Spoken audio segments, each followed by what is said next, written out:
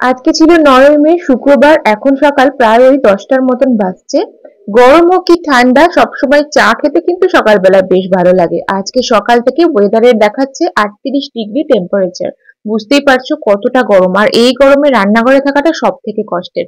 সেই জন্য মিনিমাল কিছু রান্নাই হচ্ছে, কারোর অত খিদেও নেই। সকালে এই মুড়ি দিয়ে মিষ্টি খেয়েছিলাম, কারণ আর জলখাবার কিছু খেতে ইচ্ছাই হচ্ছিল না।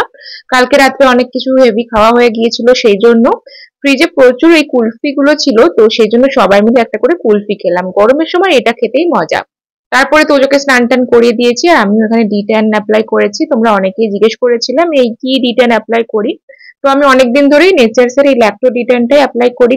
এইখানে এই গরমের সময় ঘরের মধ্যে থাকলেও দেখবে ট্যান হয়েই যায়, তো সপ্তাহে 2 থেকে 3 দিন এটা আমি অ্যাপ্লাই করি।